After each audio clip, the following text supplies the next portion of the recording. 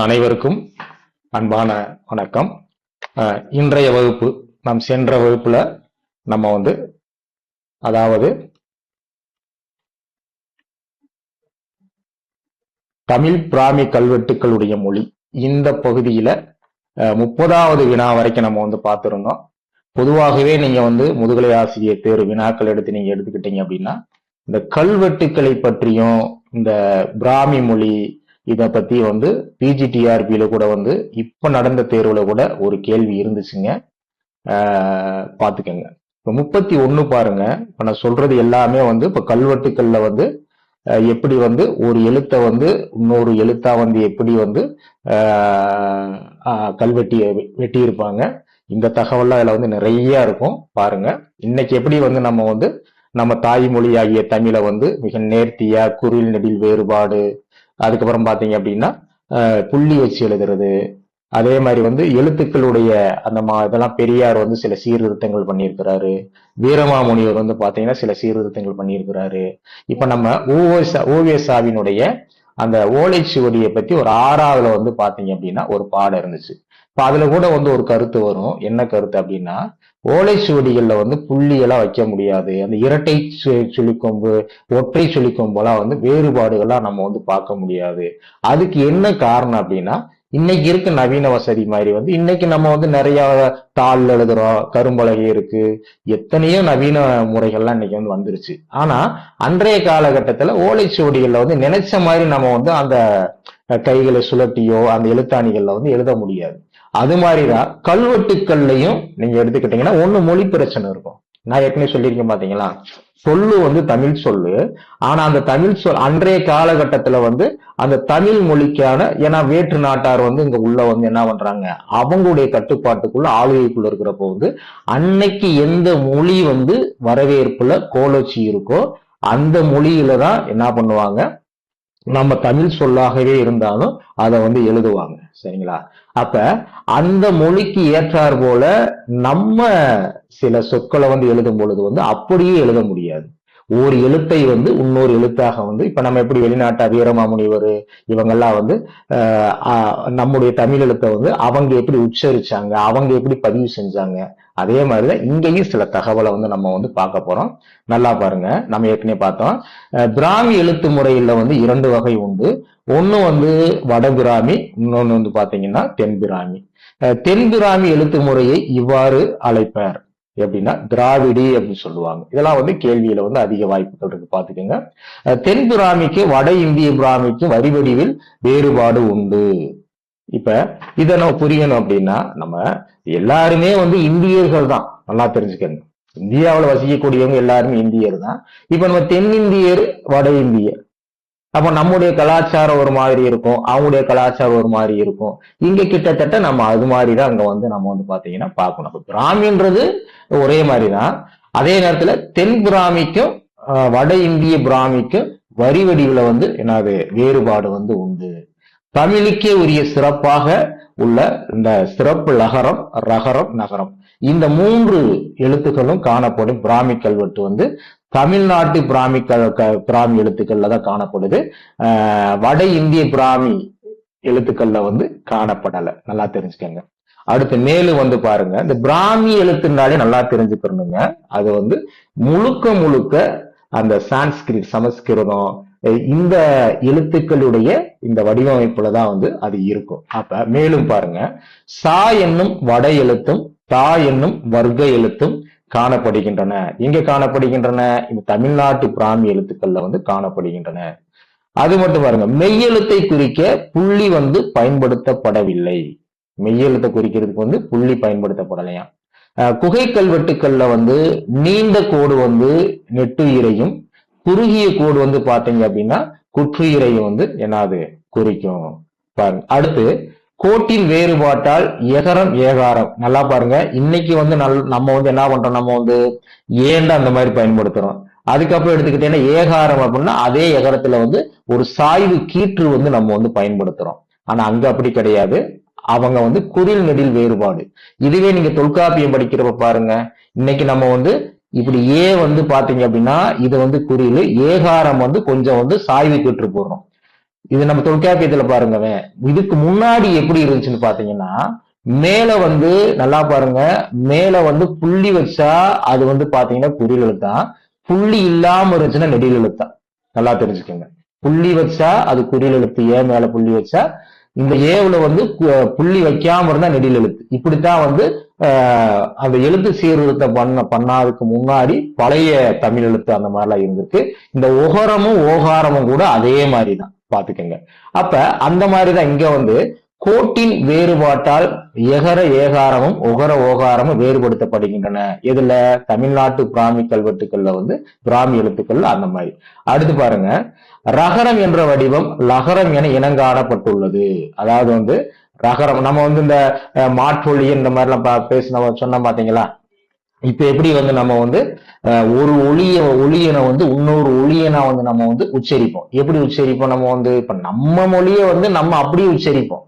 இப்ப வேறொரு மொழிக்காரவங்க வந்து நம்ம எழுத்த அதே மாதிரி உச்சரிக்கணும்னு அவசியம் கிடையாது. அவங்க மொழியினுடைய வடிவத்துக்கு ஏற்றாறு போல, உச்சரிப்புக்கு ஏற்றாறு போல.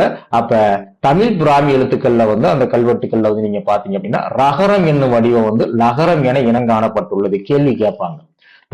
தமிழ்நாட்டு பிராமி எழுத்துக்கள்ல வந்து ரகரம் வந்து எந்த எழுத்தாக இனங்காணப்பட்டுள்ளது அப்படின்னு கொடுத்து கீழே லகரம் இருக்கு, வேற எழுத்துக்கள் கொடுத்திருப்பாங்க.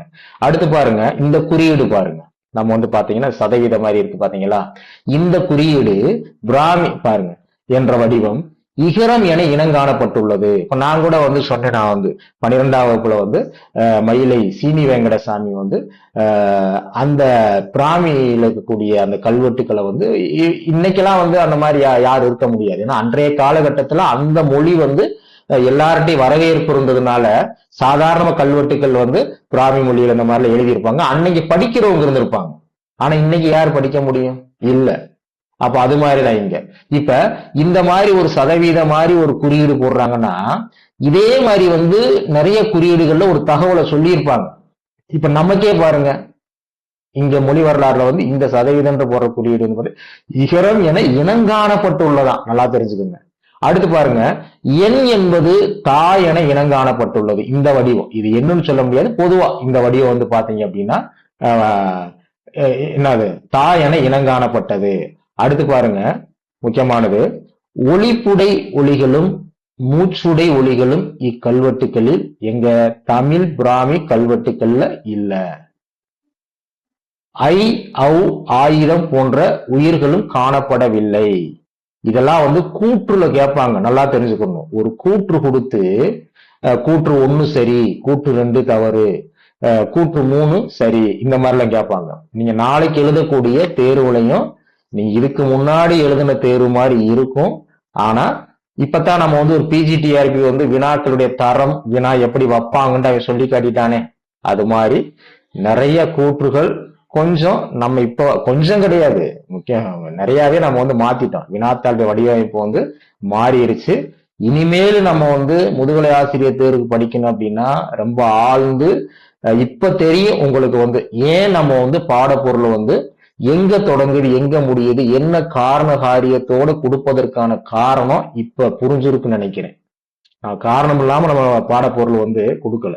இந்த பிஜிடிஆர்பியில அவ எப்படி கேள்வி வைக்கிறியான்னா, ஒரு பகுதியை நீங்க படிக்கிறப்ப வந்து முழுவதுமாக புரிஞ்சு படிச்சிருக்கீங்களா? இப்ப நாட்டுப்புறவியலா இருக்கட்டும், அது எந்த பாடமா இருக்கட்டும், பக்தி இலக்கியமா இருக்கட்டும், எங்க தொடங்குது எங்க முடியுது, காரண காரியங்கள் நம்ம கண்டிப்பா தெரிஞ்சிருக்கணும். பாத்துக்கங்க. அடுத்து பாருங்க, எல்லா மெய்யெழுத்துகளும் காணப்படுகின்றன, புள்ளி வந்து பயன்படுத்தப்படல. தமிழ்நாட்டு தமிழ் பிராமி கல்வெட்டுக்கள்ல நீங்க எடுத்துக்கிட்டீங்க அப்படின்னா எல்லா மெய்யெழுத்துகளும் காணப்படுகின்றன. நமக்கு இந்த மெய்யெழுத்துனாலே என்ன அடையாளம்? புள்ளி வச்சாதான் மெய்யெழுத்து. ஆனா அந்த கல்வெட்டுல வந்து பாத்தீங்கன்னா பிராமி கல்வெட்டுகள்ல வந்து புள்ளி வந்து பயன்படுத்தப்படவில்லையா. அடுத்து இந்த நகரம் பாருங்க, தனி ஒளியன்களாயினும் வேற்றுநிலை வடிவம் காணப்படவில்லை. இதெல்லாம் வந்து தனி ஒளியன்களாய் இருந்தாலும் வேற்று ஒரு வடிவம் வந்து இங்க வந்து காணப்படல. இதனால் நல்லா பாருங்க, இப்ப சொன்ன இந்த வரையறை எல்லாமே இதையெல்லாம் பார்க்கும் பொழுது, ஏன்னா வேற்று வடிவம் காணப்பட்டுச்சு அப்படின்னா, ஏன்னா இதெல்லாம் தமிழுக்கு ஒரு ஒளியன்கள் இருந்தாலும் வேற்றுநிலை வடிவம் காணப்படல. இதனால் குகை கல்வெட்டுக்களின் மொழி தமிழாகவோ நான் ஏற்கனவே சொல்லியிருக்கேன், மூல தென் திராவிடமாகவோ திராவிட மொழியாகவோ இருத்தல் வேண்டும் என ஊகிக்கப்படுகிறது. பாத்துக்கணும். இக்குகை கல்வெட்டுகளில் பிராகிருத கலப்பு மிகுதி. ஏன் கலப்பு மிகுதி? ஏன் அன்றைய காலகட்டத்துல ஏன் தமிழ்லயே அந்த கல்வெட்டு அடிச்சிருக்க கூடாதா, வெட்டியிருக்க கூடாதா? ஏன்னா நான் ஒரு காரணம் சொன்னேன் பாத்தீங்களா?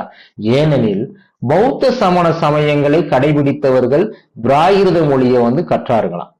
இப்ப நீங்க மணிமேகலை எடுத்துக்கிட்டீங்க அப்படின்னா, நம்ம சீத்தலை சாத்தனார அவருடைய மணிமேகலை காப்பியத்துல நிறைய இந்த மாதிரி பிறமொழி சொற்கள் நிறைய இருக்கும்.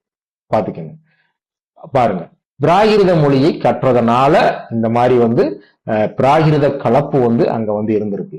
சீத்தலை சாத்தனார் போன்றோரும் பாலி மொழியையும் நன்கு கற்றிருந்தனர். மணிமேகலை பௌத்த காப்பியம். ஏன்னா அன்றைய காலகட்டத்துல கிபி 2ஆம் நூற்றாண்டுலதான் மணிமேகலை இந்த காப்பியங்கள்லாம் தோன்றப்பட்ட காலம். அப்ப அந்த காலகட்டத்துல இந்த மொழி அங்க வரவேற்பு இருந்ததுனால காலத்தின் கட்டாயம். இன்னைக்கு நம்ம பாருங்க, ஆங்கிலேயர்கள் நம்மளை ஆண்டாங்க. இன்னைக்கு நம்ம ஆங்கிலம் ஒரு தவிர்க்க முடியாத ஒரு மொழியா போயிருச்சு. பாத்துக்கங்க. மணிமேகலையில் பாலி மொழி சொற்கள் இடம்பெறுகின்றன.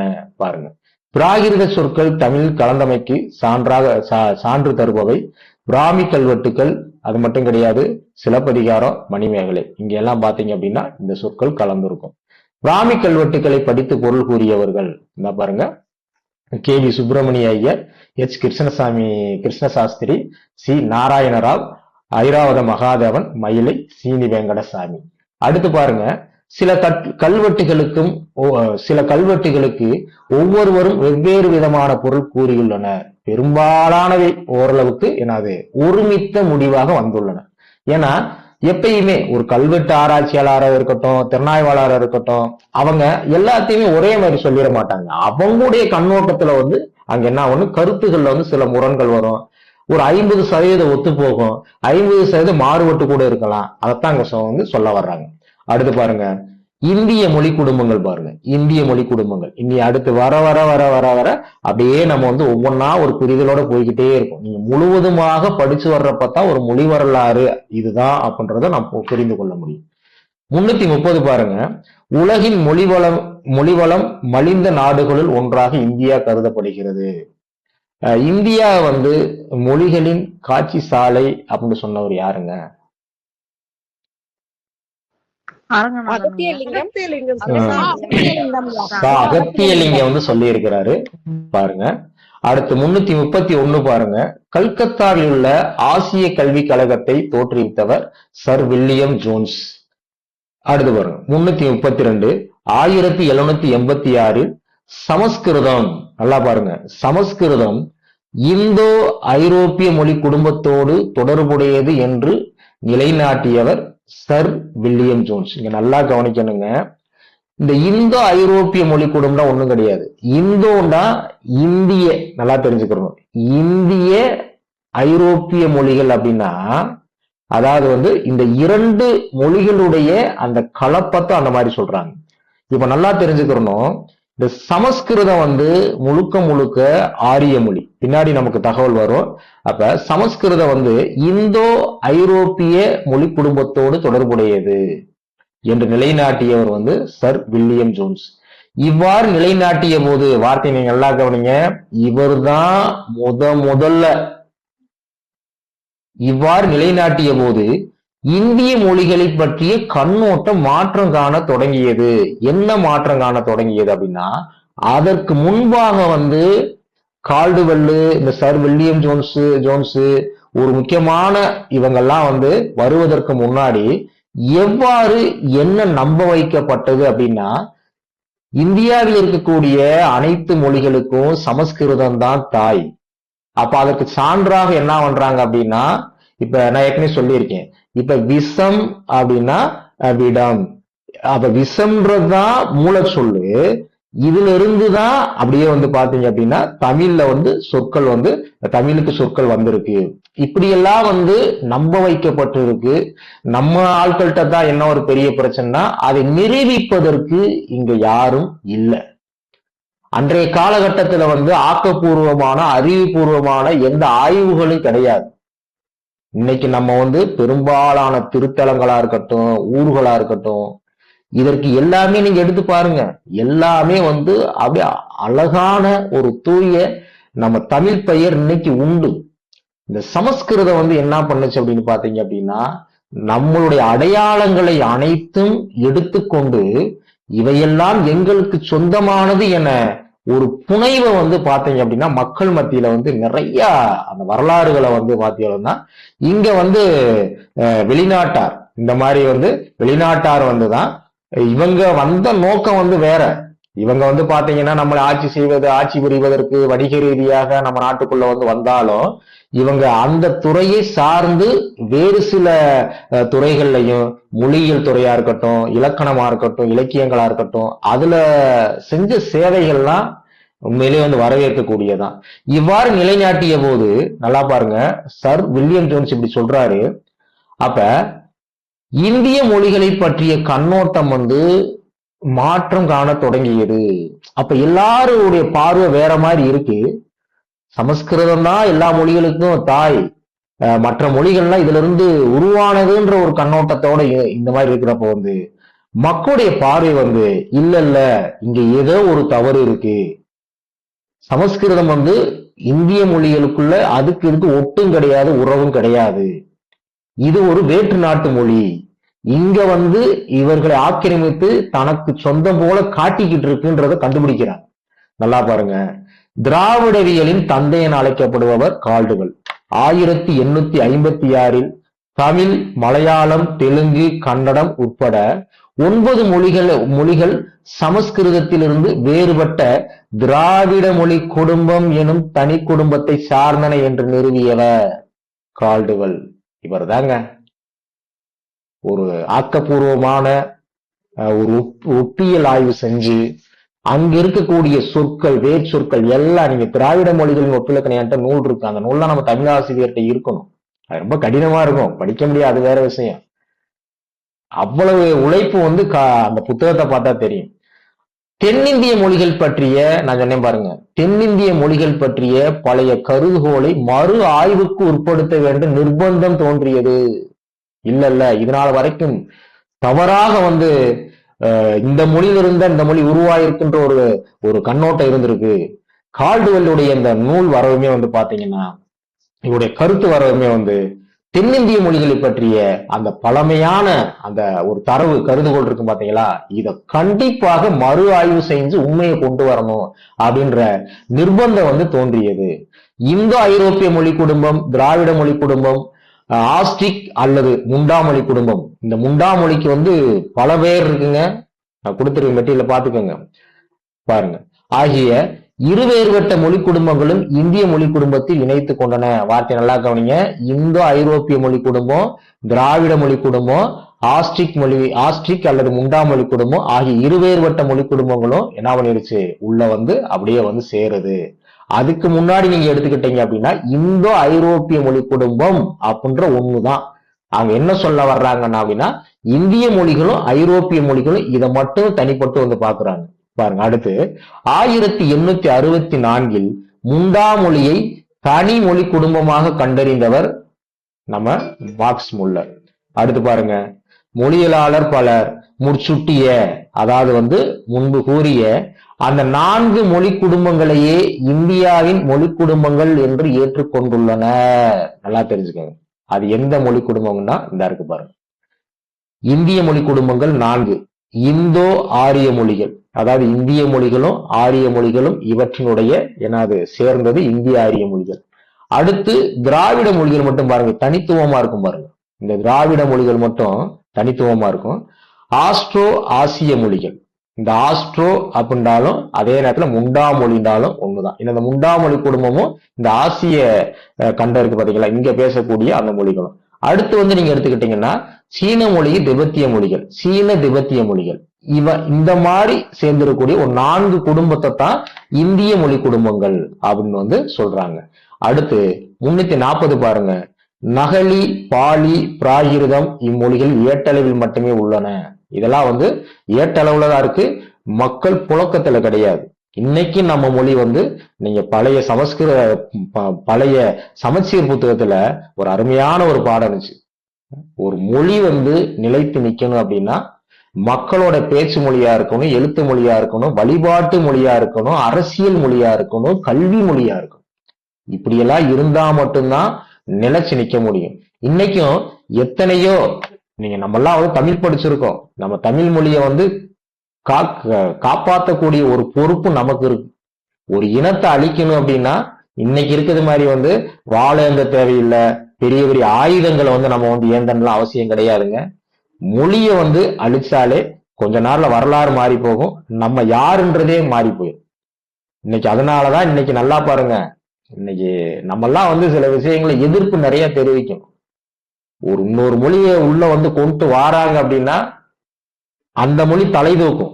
நம்ம மொழியை கொஞ்சம் கொஞ்சமா முக்கியத்துவம் குறைஞ்சு கடைசியில ஏட்டளவுல மட்டும் போறது மாதிரி போயிடும். பேச்சு வழக்கு எல்லாமே மாறி போயிடுச்சுன்னா நம்ம மொழிக்கு அழிவதற்கு நம்மளே ஒரு காரணமாக இருக்கக்கூடாது. பாத்துக்கணும். அடுத்த 341 பாருங்க. ஏட்டளவில் உள்ள சமஸ்கிருதம் சமய சடங்குகளில் பயன்படுத்தப்படுவதோடு சிறுபான்மையினரால் பேசவும் பயன்படுகிறது. உங்களுக்கு என்னன்னு தெரியும், இன்னைக்கு நீங்க வந்து சமஸ்கிருதம் வந்து ஏட்டளவுல இருக்கு. நிறைய நூல்கள் நீங்க எல்லாம் வந்து பார்த்திருப்பீங்க. சமஸ்கிருதத்துல வந்து நிறைய நூல்கள் இருக்கு. இன்னைக்கு நம்ம திருத்தலங்களுக்கு போனோம் அப்படின்னா இந்த வழிபாட்டு முறைகள் வந்து பாருங்க, இந்த சமய சடங்குகள் எல்லாமே வந்து சிறுபான்மையர்னா உங்களுக்கு யாருன்னு உங்களுக்கு தெரியும், பார்த்துக்கோங்க. அடுத்து 342 பாருங்க. பேசுவோரின் எண்ணிக்கையினை அடித்தளமாக கொண்டு இந்திய நாட்டு மொழி குடும்பங்களை கீழ்கண்டவாறு வரிசைப்படுத்தலாம். இதெல்லாம் வந்து கேள்வி, பாத்துக்கோங்க. ஆரியன் அப்படின்னா ஆரிய மொழி. அதாவது இதை எப்படி வச்சுக்கோங்க, ஆரியன்னா ஆரிய மொழி அல்லது இந்தோ ஐரோப்பிய மொழி குடும்பம். அடுத்து திராவிட மொழி குடும்பம். முண்டா மொழிந்தாலும் கோல் மொழிந்தாலும் அல்லது ஆஸ்ட்ரோ ஆசிய மொழி குடும்பம் ஒண்ணுதான். ஏன்னா முண்டா மொழிக்கு வெவ்வேறு பெயர்கள் இருக்கு. சீன திபெத்திய மொழி குடும்பம். இது வந்து என்னன்னா பேசுவருடைய எண்ணிக்கையை வச்சும் எண்ணிக்கையின் அடித்தளமாக கொண்டு இந்திய நாட்டு மொழிகளை. அடுத்து பாருங்க, இந்திய மொழி குடும்ப ஆய்வுகளில் திராவிட மொழிகளை பற்றி மேற்கொண்ட ஆய்வுகளில் மிக சிறப்பு வாய்ந்த ஒரு ஆய்வு யாருன்னு பாத்தீங்கன்னா கால்டுவெல் ஆய்வு தாங்க. ஏன்னா இவரை மட்டும் திராவிட மொழிகளை பற்றி அந்த ஒப்பாய்வு செஞ்சு சில தரவுகளை கொடுக்காட்டி அடுத்தடுத்து நமக்கான தரவுகள் வந்து கிடைச்சிருக்காது. கால்டுவெல்லை தொடர்ந்து 3 தொகுதிகள் முறையே. இந்த ஆண்டுகள்லாம் நல்லா படிச்சுக்கோங்க. ஏன்னா இந்த வருடம் கூட இந்த டிஆர்பியில கூட வந்து நம்ம ஒரு ஆண்டு வந்து ஒரு இடத்துல நான் இரட்டை அடைப்புக்குறிகளை கொடுத்திருந்தேன். அந்த ஆண்டு வந்து நமக்கு வந்து கேட்டிருந்தாங்க.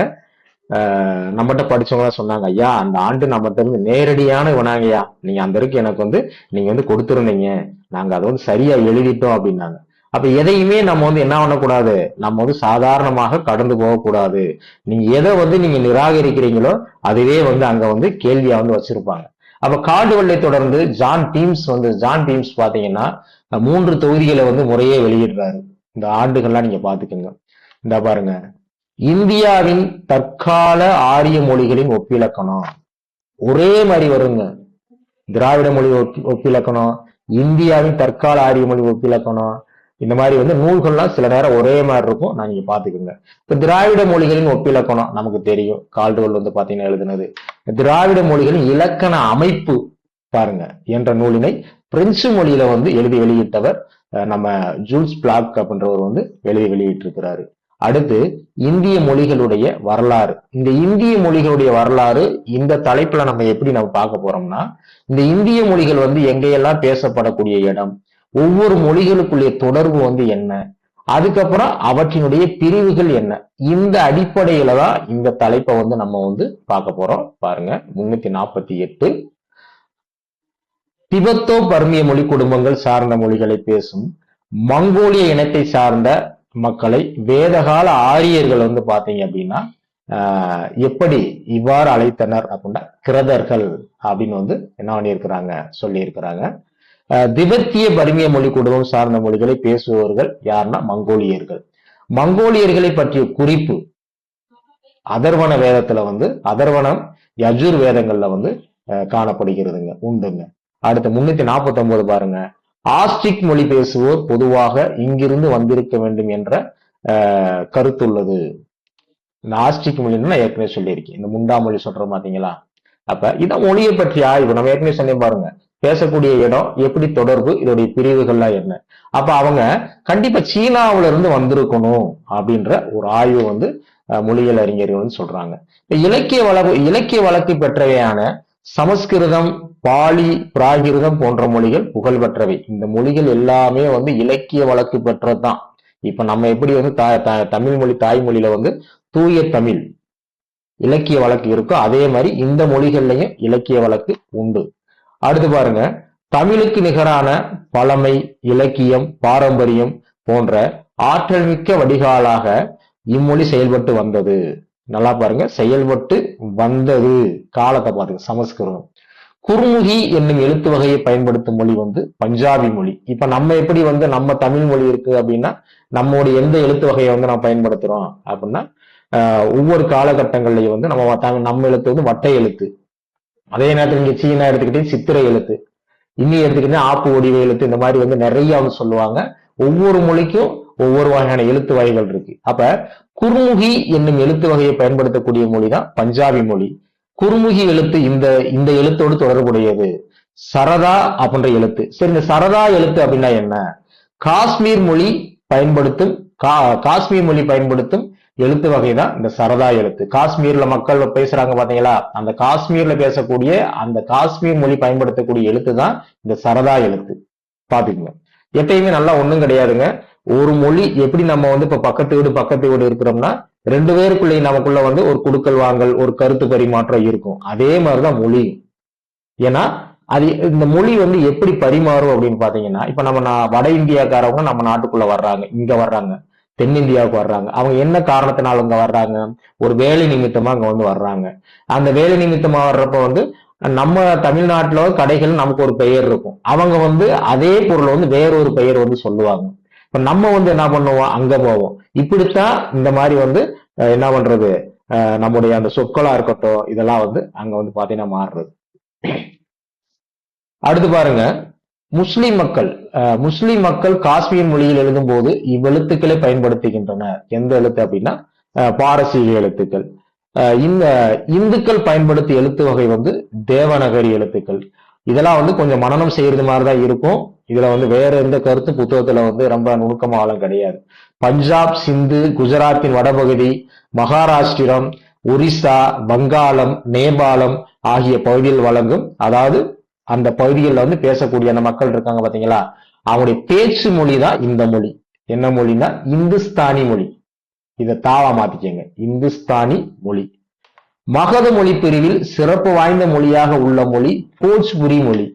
தமிழகத்திலும் ஆந்திராவிலும் இந்த நெசவு தொழில் செய்யறாங்க பாத்தீங்களா, அந்த நெசவு தொழில் ஈடுபட்டுள்ள சௌராஷ்டிரர்கள் பேசக்கூடிய மொழிதான் சௌராஷ்டிர மொழி. இந்த கருத்து பின்னாடி வரும்.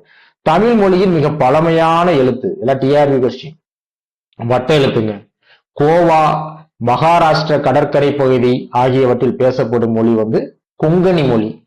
மத்திய பிரதேசத்தில் உள்ள பஸ்தார் மாவட்டத்தில் பேசப்படுகின்ற மொழி வந்து ஹல்பி மொழி. சீன திபெத்திய மொழிகளை இவ்வாறு இருவகையாக பிரிப்பர். எப்படின்னா தை சீனம், திபெத்தோ பர்மன். மணிப்பூர் மொழி தற்போது எழுதப்படுகின்ற எழுத்து வகை வந்து வங்காள மொழி எழுத்து வகை.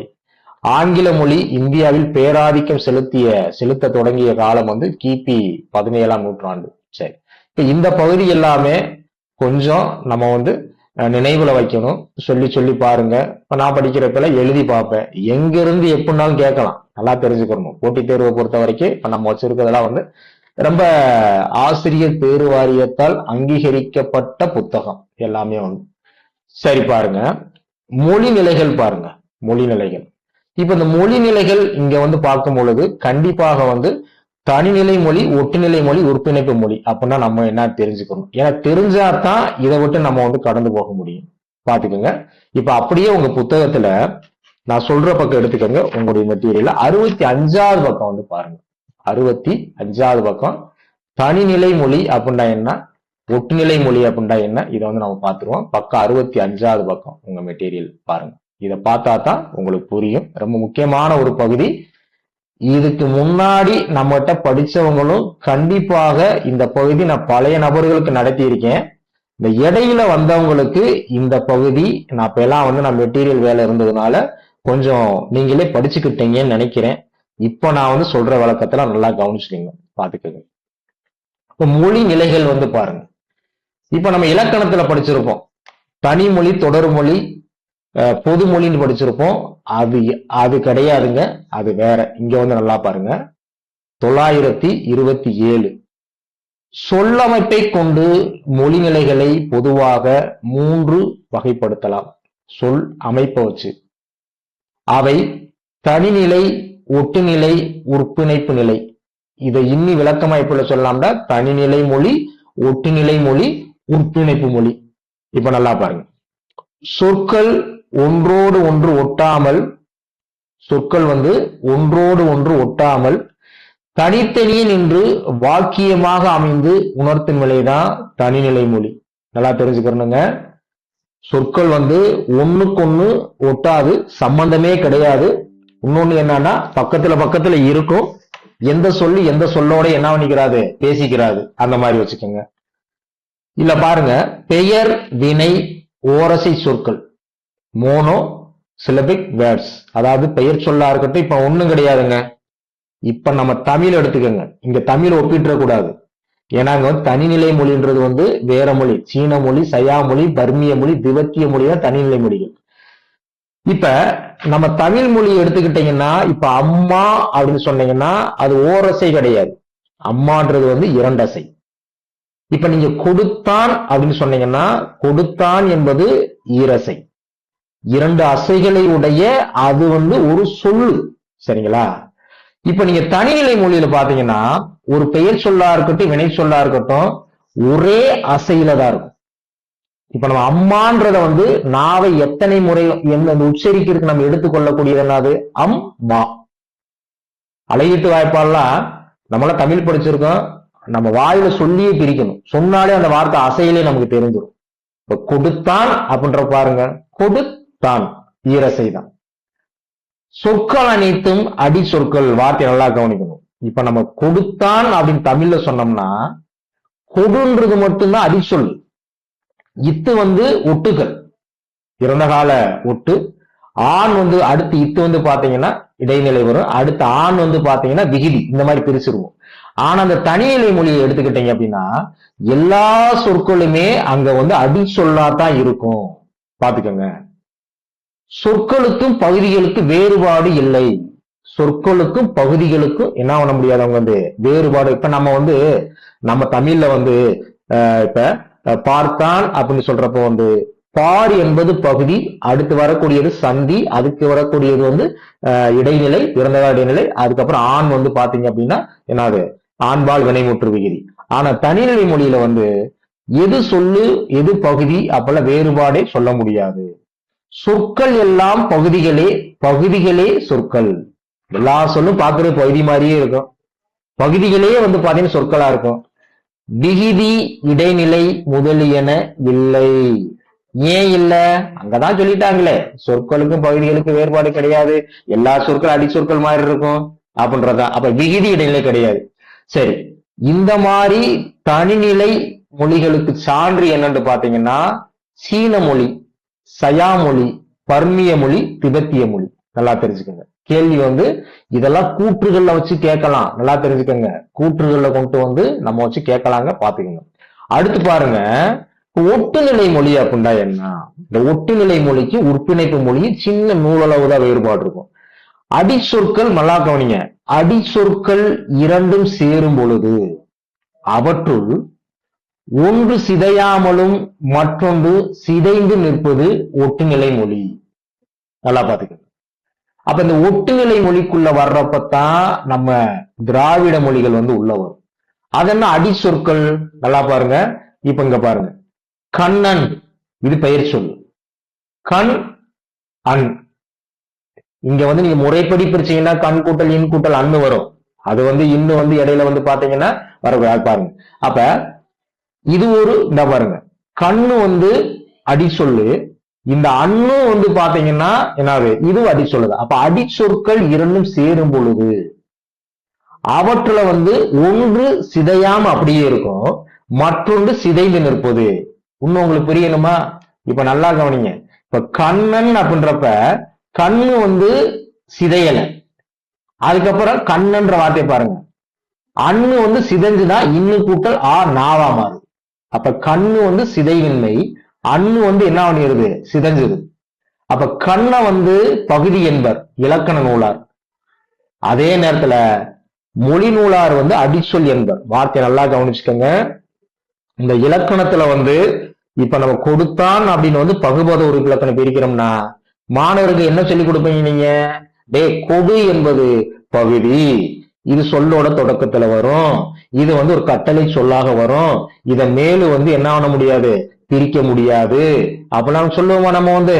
அப்ப இந்த மாதிரி சொல்லும் பொழுது நல்லா பாருங்க, இலக்கண நூலார் வந்து இத பகுதின்னு சொல்றாங்க, மொழி நூலார் தான் இந்த மாதிரி வரக்கூடிய சொல்ல வந்து என்ன பண்றாங்க, அடிச்சொல் அப்படின்னு சொல்றாங்க. பாத்துக்கோங்க.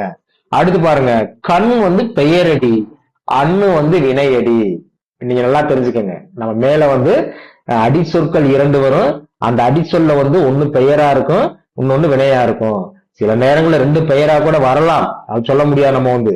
அதுல ஒண்ணு சிதையும் ஒண்ணு சிதையாம வரும். அப்படி வந்துச்சுன்னா அதுக்கு பேர் ஒட்டுநிலை மொழி. ஏன் சிதையுதுன்னா சிதைஞ்சா தேங்க அது ஒட்டவே முடியும். நல்லா தெரிஞ்சுக்கங்க. அடுத்து பாருங்க, இந்த ஒட்டுநிலை மொழிகளுக்கு வந்து சான்றுகள் பாருங்க. சித்திய மொழி, திராவிட மொழிகள், தென்னாப்பிரிக்க பழங்குடியினர் பேசக்கூடிய அந்த பண்டு மொழி. இந்த பண்டுன்றாலே ஒண்ணும் கிடையாதுங்க, தமிழ்ல பண்டுன்றது மிக அருமையான ஒரு சொல்லு. பண்டுண்டா பழையன்ற அர்த்தம், பழையன்ற அர்த்தம். பாத்துக்கோங்க. ஆஸ்திரேலிய பழங்குடியின மொழி, மலேயா மொழி, பாலினேசியன் மொழி, ஜப்பான் மொழி, கொரிய மொழி, இதெல்லாம் ஒட்டுநிலை மொழிகள். இப்ப நம்ம கேள்விகள்லாம் எப்பயுமே நீங்க படிக்கிறப்ப நல்லா தெரிஞ்சுக்கோங்க, படிக்கிறது பெரிய விஷயம் கிடையாது. அப்ப இந்த பகுதிகளை எப்படி கேள்விகளாக மாத்தலாம் அப்படின்றத நம்ம நல்லா வந்து அந்த இடத்துல வந்து நம்ம வந்து யோசிக்கணும். சும்மா வந்து ஏதோ ஒரு காரணத்துக்காண்டி குருட்டு மனப்பாடம் பண்ணக்கூடாது. அப்ப நம்ம எப்படி கேட்கலாம், இப்ப கீழ்கண்டவற்றில் ஒட்டுநிலை மொழின்னு கொடுத்து இந்த 3 மொழிகள்லையும் நம்ம வந்து உள்ள வந்து நமக்கு வந்து குழப்பி விடலாம், அப்படி கேட்கலாம். அப்ப தனிமை மொழிகளுக்குரிய கூற்று இதெல்லாம் சரி தவறு இந்த மாதிரி வச்சு வந்து கேட்கலாம். இல்ல நேரடியாவே கேள்விக்கே போயிடலாம். அடிச்சொற்கள் 2 சேரும் பொழுது அவற்றில் ஒன்று சிதையாமலும் மற்றொன்று என்னாது சிதைந்து நிற்பது எந்த மொழின்னு கேட்கலாம். இப்படித்தான் கேட்பாங்க. அடுத்து பாருங்க, உட்பிணைப்பு மொழின்னா பாருங்க. இந்த உட்பிணைப்பு மொழின்றது வந்து இன்னி வந்து கொஞ்சம் நுணுக்கமானது, நல்லா தெரிஞ்சுக்கோங்க. அடிச்சொற்கள் 2ம், அதாவது வந்து பெயர் சொற்களும் பெயரடியும் வினையடியும். அடிச்சொற்கள் என்ன சொன்னேன் நான் வந்து, ஒண்ணு பெயரடி, இன்னொன்னு வினையடி. அந்த அடிச்சொற்கள் 2ம் பெயர் சேரும் பொழுது அவை 2ம் சிதைந்து ஒன்றுபட்டு நிற்கும் மொழி. நல்லா தெரிஞ்சுக்கணும். 2மே சிதைந்து ஒரு சொல்லாக மாறும். இங்க நல்லா பாருங்க, பகுதி விகுதி என பிரித்தெறிய இயலாது. கிட்டத்தட்ட தனிநிலை மொழி மாதிரி இங்க ஒரு கருத்து இருப்பாங்க. எந்த சொல் எங்கு வேண்டுமானாலும் இருக்கலாம், எந்த சொல்லு முன்னாடி பின்னாடி நடுவுல எங்கனாலும் வரலாம். இப்ப நல்லா கவனிங்க, செத்தான், கண்டான், கொண்டு வா. இந்த கொண்டு வான்றதான் கொணா. நல்லா பாருங்க, கொண்டு வா அப்படின்ற சொல்லு இந்த கொண்டுன்றது செஞ்சு போச்சு, வான்று செஞ்சு கொணாண்டு மாறி இருக்கு பாருங்க. இப்ப செத்தான், கண்டான் இதெல்லாம் நீங்க எடுத்துக்கிட்டீங்க அப்படின்னா இன்னும் உங்களுக்கு நான் சொல்றேன் பாருங்க, இதை நீங்க பிரிங்க. செத்தான்ல வந்து யாராச்சும் சொல்லுங்க, செத்தான்ல வந்து என்ன அடி சொல்லு வரும், அதாவது பகுதி வரும்.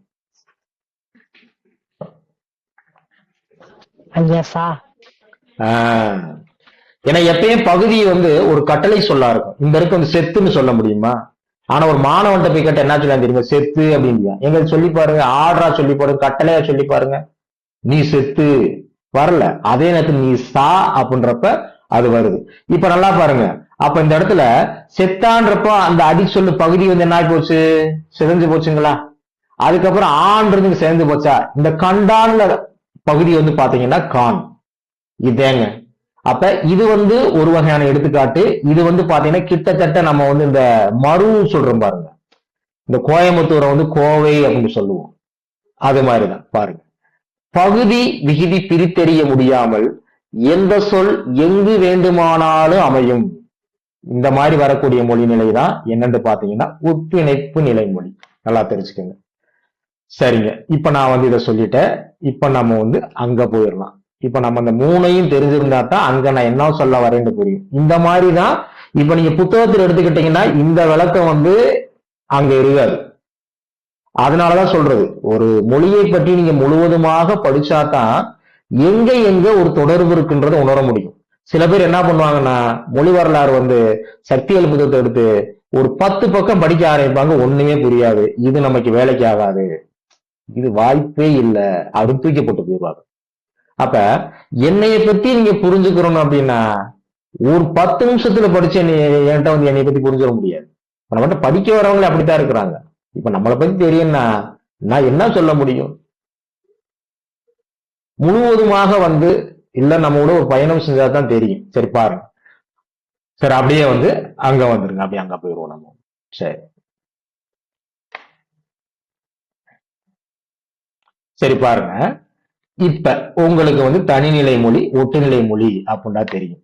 இந்த மார்க்ஸ் முல்லர் இருக்காரு பாத்தீங்களா, அவர் வந்து என்னெல்லாம் செய்யறாரு பாருங்க. மக்கள் இனத்தை மூவகையாக்கியவர் மார்க்ஸ் முல்லர். மக்கள் இனத்தையே வந்து பாத்தீங்கன்னா மூவகையாக்குறாராம். அவர் வந்து தனிநிலை மொழி ஒட்டுநிலை மொழி ஒருங்கிணைப்பு மொழி எங்க வந்து எப்படி வந்து அவர் சொல்ல வர்றாரு பாருங்க. மக்கள் பாருங்க, மக்கள் மன்னிக்கணுங்க, மன்னிக்கணும் அங்க வராம வந்துட்டேன் பாருங்க, நம்ம அறிவு எடுத்ததே வந்துட்டேன். சரி சரி சரிங்க பாருங்க, 30வது பக்கம் பாருங்க. மக்கள் இனத்தை மூவகையாக்கியவர் மார்க்ஸ் முல்லர். நல்லா பாருங்க, குடும்ப வாழ்க்கை அளவில் நாகரிகம் நின்றுவிட்ட மக்கள் பேசும் மொழி தனிமொழியா. அவர் எப்படி வந்து சொல்றாரு பாருங்க. அதாவது வந்து குடும்ப வாழ்க்கை அளவிலேயே நாகரிகம், அதை விட்டு வெளியில, அதாவது வந்து சமூகம் ஒரு கூட்டம் அந்த மாதிரி போக கிடையாது, ஒரு தனி குடும்ப வாழ்க்கை அளவிலேயே நாகரிகம் நின்று விட்டதுனால அது வந்து அவங்க பேசக்கூடிய மொழிதான் தனிமொழியா. நமக்கே ஒரு புதுமையா இருக்கு. சரி பாருங்க, அடுத்து ஊர் ஊராக நாடுதோறும் அலைந்து விரிந்து நாடோடி கூட்டத்தினர் என எப்ப வந்து ஊர் ஊராக நாடோடி அப்படின்னு அலைந்து இருந்தாங்கன்னா அவங்களுக்குள்ள வந்து கண்டிப்பாக ஒரு பிணைப்பு இருக்கும். இவங்க அவங்க கூட பேசுவாங்க, அங்க ஒரு தொடர்பு ஏற்படும், அது மாதிரி. அப்ப இதை வந்து என்ன சொல்றாருன்னா மார்க்ஸ் முல்லர் வந்து ஒட்டுநிலை மொழின்னு சொல்றாராம். ஒரு நாடு அமைத்து ஆளும் நாகரிகம் பட்டு உயர்ந்த மொழி. பாருங்க, அதாவது ஒரு நாடு அமைச்சு அவங்களுக்கு ஒரு தலைவர், ஒரு நிர்வாகம், இந்த மாதிரி எல்லாம் உயர்ந்த மக்கள், அந்த வார்த்தையை நல்லா கவனிக்கணும், உயர்ந்த மக்கள் பேசக்கூடிய மொழிதான் ஒருங்கிணைப்பு மொழியா. அந்த ஒருங்கிணைப்பு மொழிக்கு வந்து இவர் என்ன சொல்றாரு பாருங்க, நம்ம அங்க ஒருங்கிணைப்பு மொழியை நம்ம சொல்லி இருக்கணும், பின்னாடி வரும். ஐரோப்பிய மொழியும் வடமொழியுமா, வார்த்தையை நல்லா புரிஞ்சுக்கணும், ஐரோப்பிய மொழி வடமொழி. சரி, இவர் சொல்றதுக்கான காரணம் என்னன்னு பாத்தீங்கன்னா, இவருடைய நோக்கம் என்னன்னா, மார்க்ஸ் முல்லர் இவ்வாறு செய்த முயற்சி இம்மொழிகளுக்கு சிறப்பு சேர்வதற்கே பயன்பட்டது. எந்த மொழிகளுக்கு? அவர் வந்து ஒரு மொழியை வந்து தாங்கி பிடிக்கிறார். அதாவது வந்து ஐரோப்பிய மொழிகளை வந்து ஒரு மேம்பட்ட மொழியாகவும் நாகரிக உடைய மொழியாகவும், மற்ற மொழிகளை வந்து இவையெல்லாம் குறைந்ததாக வந்து அவர் என்ன பண்றாரு அங்க சொல்றதா அவர் நோக்கமாக இருந்திருக்கு. இவரது கருத்துப்படி திராவிட மொழி பேசிய மக்கள்களை நாடோடிகள் என்றும் அரசியல் நாகரிகம் அடையாதவர்கள் என்றும் கொள்ள வரும். யாரு? மார்க்ஸ் முல்லர் வந்து. ஆனா இவர் அப்படி சொல்லலாம், அறிஞர்கள் இதை ஏத்துக்குருவாங்களா? கண்டிப்பாக ஏத்துக்கிற மாட்டாங்க. அறிஞர் உலகம் மார்க்ஸ் முல்லர் கருத்தை ஏற்கவில்லை. அடுத்து எஸ்பர்சன் என்ன சொல்றாரு பாருங்க. உறுப்பிணைப்பு மொழிகள் கருத்துக்களை எளிதில் புலப்படுத்தாமையால் அவை எவை? இந்த உறுப்பிணைப்பு மொழிகள் தனிநிலை மொழிகளை விட தாழ்ந்தவை என்பது யாருடைய கொள்கை அப்படின்னா எஸ்பர்சன். அந்த உறுப்பிணைப்பு மொழிகள் வந்து தனிநிலை மொழிகளைப் போலயே ஒட்டுநிலை மொழிகளைப் போலயே வந்து கருத்துக்களை வந்து எளிமையாக புலப்படுத்தாததுனால இதை சொல்றாரு. அடுத்து உறுப்பிணைப்பு மொழி இவரும் சிறப்பு தர மறுக்கிறார். ராய்ஸ் யார போன்று? எஸ்பர்சன் போன்று இவரும் உறுப்பிணைப்பு மொழிக்கு வந்து சிறப்பு தர. உறுப்பிணைப்பு மொழி உறுப்பிணைப்பு நிலை உயர்வானது, உறுப்பிணைப்பு நிலை உயர்வானது. வடமொழி முதலான இந்தோ ஐரோப்பிய மொழியின் மேம்பாட்டுக்கு உறுப்பிணைப்பு நிலையே காரணம் என்னும் கொள்கையை ஏற்றவர் யாருன்னு பண்ணா எஸ்பர்சன். நல்லா பாத்துக்கங்க. மக்களின் நாகரிகத்திற்கும் மொழியின் வளர்ச்சிக்கும் முடிபோடும், அதாவது வந்து அந்த முடிச்சு போடக்கூடிய முறை வந்து தவறானது என்று கூறியவர் என்னன்னா எஸ்பர்சன். நல்லா தெரிஞ்சுக்கோங்க. ஒரு பாருங்க, அடுத்து பாருங்க. இங்க கூட வந்து ஒரு கருத்து எஸ்பெர்சன் சொல்லுவாரா, மார்க்ஸ் முல்லர் சொல்லுவாரான்னு எனக்கு தெரியல. இப்ப ஒரு மொழி சிறந்த மொழி, அப்ப அந்த மொழியில வந்து ஆஹ், ஒரு சிறந்த இலக்கியங்கள் இருந்தா அது ஒரு சிறந்த மொழி தான், மாற்று கருத்து இல்ல. ஒரு கூட்டம் இருக்கு, அந்த கூட்டத்தில் இருக்கக்கூடிய சாதாரண மக்கள்கள் அனைவரும் நாகரிகம் உடையவர்கள் தான், நல்ல வந்து பாத்தீங்கன்னா ஒரு ஒரு என்னது பண்பாட்டுல சிறந்தவங்க தான். அப்ப அந்த கூட்டத்துக்கு ஒரு தலைவன் இல்ல அப்படின்றதுனால அந்த கூட்டத்தார நம்ம தவறாக வந்து நம்ம நினைச்சிடக்கூடாது. அது மாதிரிதாங்க பாருங்க. ஒரு மொழி இலக்கிய வளம் பெற்ற போதிலும், வார்த்தை நல்லா கவனிங்க, ஒரு மொழி வந்து நிறைய இலக்கிய வளம் பெற்ற போதிலும் விகுதி முதலியவை நிரம்ப பெற்றுள்ள தொகுநிலை, வார்த்தை நல்லா கவனிக்கும், மொழிக்கு அழகன்று அது தீங்கான சுவையே. இப்ப ஒண்ணும் கிடையாதுங்க, ஒரு மொழி நிறைய இலக்கிய வளம் எல்லாம் நிறைய இருக்கு, ஆனா அதுல வந்து விகுதிகள் வந்து எண்ணவே முடியாது, நிறைய இருக்கு. விகுதினா என்ன? ஒண்ணும் கிடையாது. கொடு அப்படின்றது அடிசொல். இது கூட நம்ம நிறைய விகுதிகளை சேர்க்கிறப்ப நிறைய சொற்கள் உருவாகிக்கிட்டே இருக்கும். கொடுத்தான், கொடுத்தால், கொடுக்கின்றது, கொடுப்போம், கொடுத்தேன், கொடுக்கின்றோம், கொடுப்போம், கொடுத்தது, கொடுத்து கொண்டிருக்கின்றது, இந்த மாதிரி நிறைய நம்ம என்ன பண்ணலாம், மாத்தலாம். அது மாதிரி அப்ப என்ன எஸ்பெர்சன் என்ன சொல்றாருன்னா, ஒரு மொழி இலக்கிய வளம் பெற்ற போதிலும் விகுதி முதலியவை மிக அதிகமாக பெறக்கூடிய அந்த தொகுநிலை வந்து மொழிக்கு வந்து அது அழகு கிடையாது.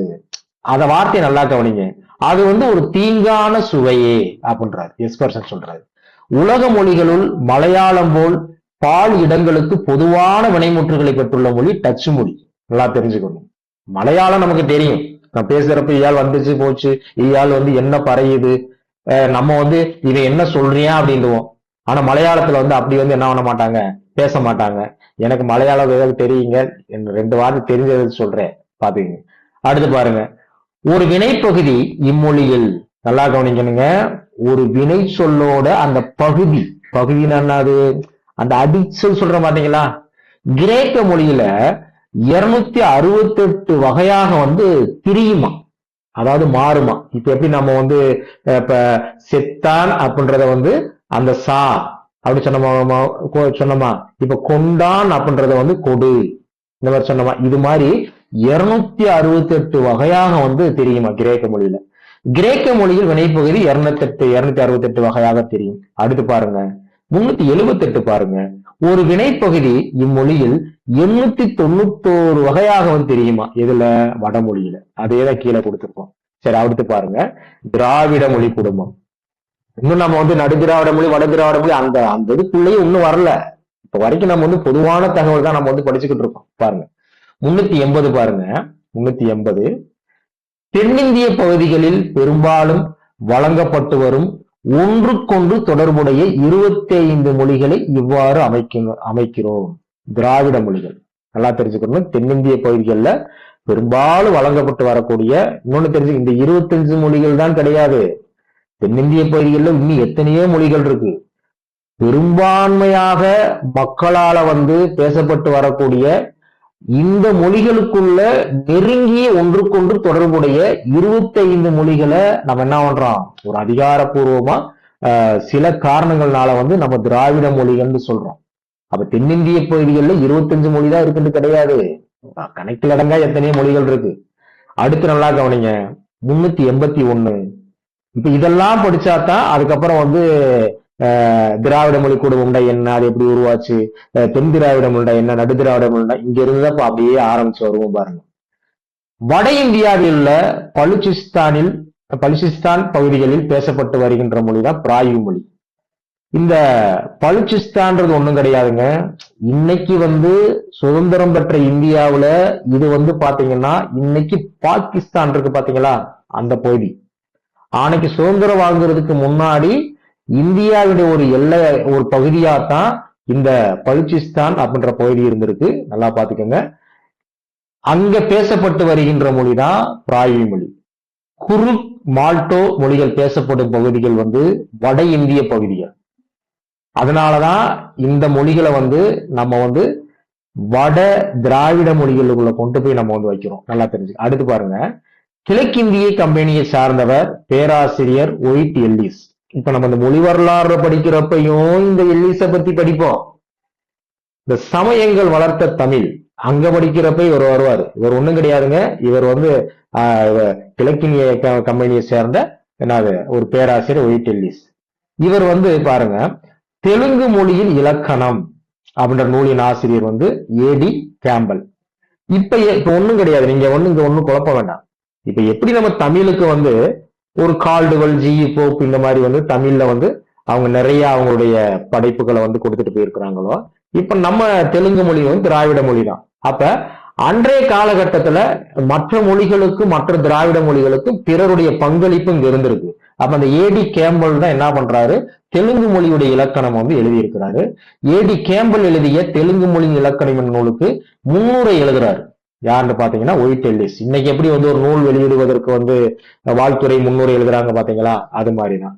அடுத்து நல்லா பாருங்க, தமிழ், தெலுங்கு, கன்னடம், மலையாளம் ஆகிய 4 மொழிகளும் ஒரு தனி குடும்பத்தை சார்ந்தவை என்று கூறி வார்த்தை நல்லா பாருங்க, அம்மொழிகளுக்கு இடையே உள்ள தொடர்பினை சுட்டிக்காட்டியவர் ஒயிட் எல்லிஸ். நல்லா பாத்துக்கோங்க, அந்த முன்னுரையில சொல்றாரு. 19ஆம் நூற்றாண்டில் வடமொழியை ஆராய்ந்த இவர் சமஸ்கிருத சொற்களிலிருந்து வேறுபட்ட சிலவற்றை பிரித்து அவை மலபார் மொழிகளுக்குரியவை. இந்த இருக்கு மலபார் மொழிந்தாலும் திராவிட மொழிந்தாலும் ஒண்ணுதான். இங்க நல்லா புரிஞ்சுக்கோங்க. ஆரம்ப காலகட்டத்துல நம்ம வேற்று நாட்டார் நம்ம நாட்டுக்குள்ள வந்து வியாபாரம் செய்ய வரும் பொழுது வந்து வாணிகம் செய்ய வரும் பொழுது அவங்க எப்படி வருவாங்க, அன்றைய காலகட்டத்துல வந்து வான்வழி போக்குவரத்து எல்லாம் கிடையாது, கடல் மார்க்கமா வருவாங்க. அப்ப அவங்களுடைய வியாபார தலங்கள் பெரும்பாலும் எங்க இருக்கும், துறைமுகங்கள் இதை நோக்கி கடற்கரை ஒட்டி தான் இருக்கும்.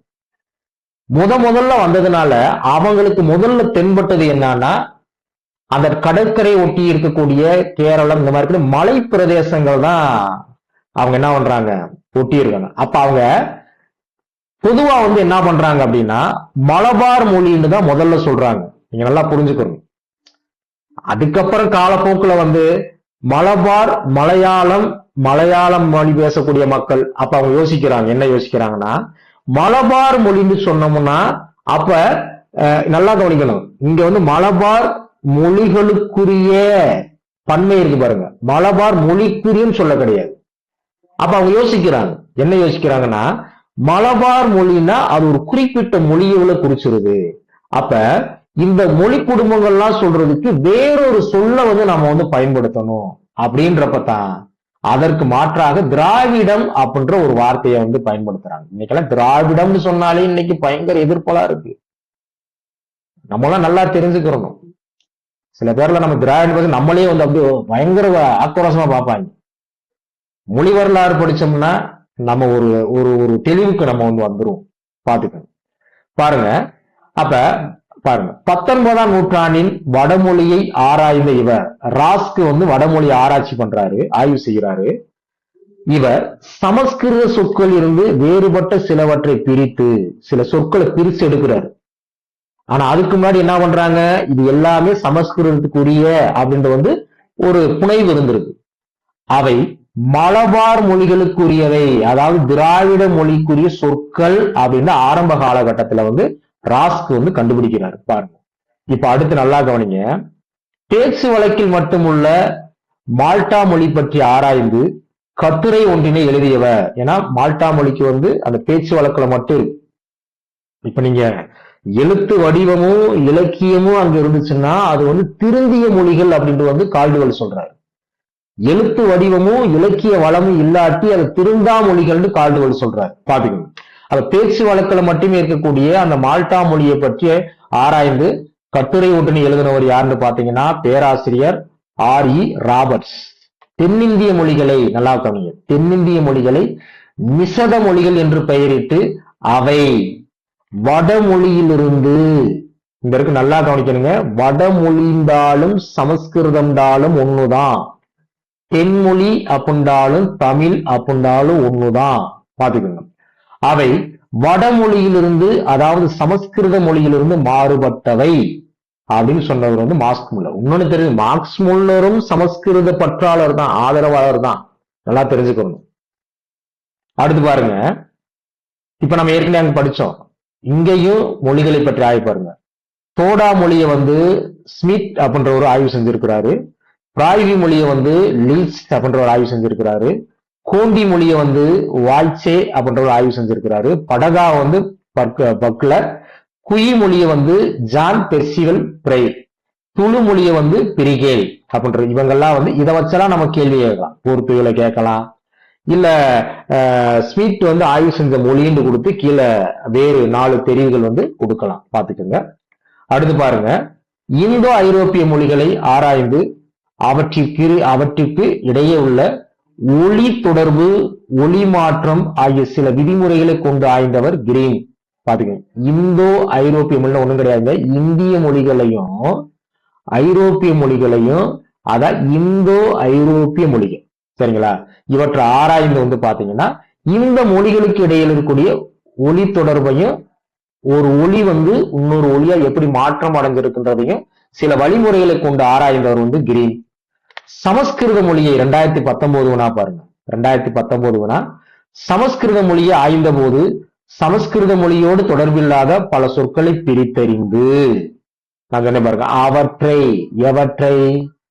அவற்றை மலபார் மொழி சொற்கள் என்று குறிப்பிட்டவர். மலபார் மொழி சொற்கொண்டாலும், ஏன்னா அன்றைய காலகட்டத்தில் திராவிடம்ன்ற வார்த்தையை பயன்படுத்தவில்லை. அன்றைய காலகட்டத்துல ராஸ் இவருடைய காலகட்டத்துல இவர் என்ன பண்றாங்க, மலபார் மொழி சொற்கள் ஒரு குடும்பத்தை மொத்தமா வந்து சொல்றாங்க. இப்ப அடுத்து வருது பாருங்க, இப்பதான் அடுத்து திராவிடம்ன்றது வருது பாருங்க. திராவிட மொழிகளும் ஒரு பிரிவுகளும்.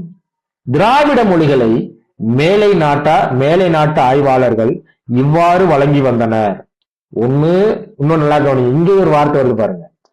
இந்த மேலை நாட்டார் வந்து ஆரம்பத்துல வந்து திராவிட மொழின்னு சொல்லல, இந்த திராவிட மொழிகள் பின்னாடி வந்தது. இந்த விளக்கம் கூட இப்ப புரியுதுக்கான இந்த வார்த்தையை பயன்படுத்துறோம். திராவிட மொழிகளை மேலை நாட்டு ஆய்வாளர்கள் வந்து இவ்வாறு வழங்கினர். தமிழிக், ஏன்னா அவங்க தமிழ்னு சொல்ல முடியாது. இதை ஏன் சொல்ல முடியாதுன்னு நான் சொல்லியிருக்கேன், ஏன்னா அவங்க உச்சரிப்பு வேறு, அவங்களுடைய மொழியுடைய வடிவமைப்பு, அவங்களுடைய எல்லாமே வேறு. அப்ப தமிழ்ன்றத அவங்க என்ன பண்றாங்க, தமிழிக் அப்படின்றாங்க. இன்னொன்னு என்ன சொல்றாங்க, நம்ம வழக்கமா சொன்ன மாதிரி வந்து மலபார் மொழிகள் அப்படின்னு சொல்றாங்க. சரிங்க, இப்ப இந்த ஒரு பிரச்சனை ஏற்படுது. என்ன ஏற்படுதுன்னா, இங்க வந்து ஒரே ஒரு மொழியை மட்டும் அவங்க வந்து சொல்லல, பல வெவ்வேறு மொழிகள் இருக்கு. அப்ப தமிழிக்குன்னு சொன்னா அது ஒரு குறிப்பிட்ட மொழியோட அடையாளமா போயிடும்.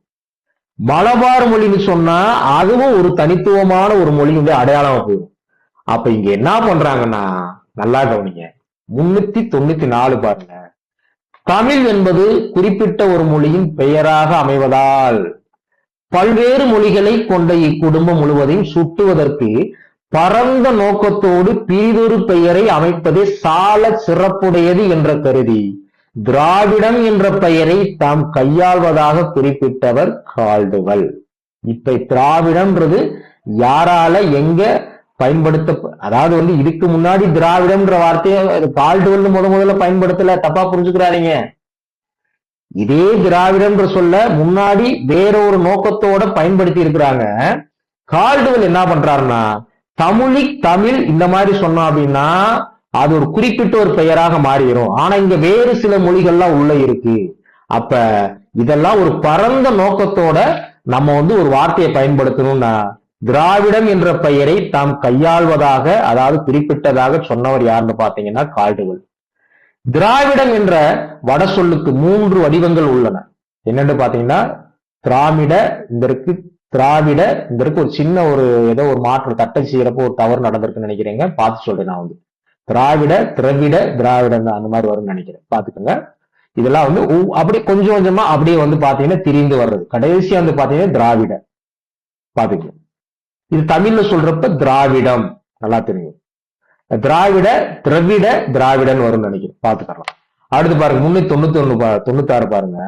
இப்ப இங்க சொல்றாருங்க, இப்ப கால்டுவெல் வந்து பாருங்க, டாக்டர் கால்டுவெல் வரலாற்று நிலையில் தனக்கு முன்னர் இப்பெயரினை அதாவது எந்த பெயரினை, திராவிடம் அப்படின்ற பெயரினை யாரெல்லாம் பயன்படுத்தியுள்ளார் என்பதை ஆராய்கிறார். பாருங்க எவ்வளவு கோர்வையா வருது பாருங்க, படிப்பதற்கு ஒரு இன்ட்ரெஸ்டிங்கா இருக்கு, சரிங்களா?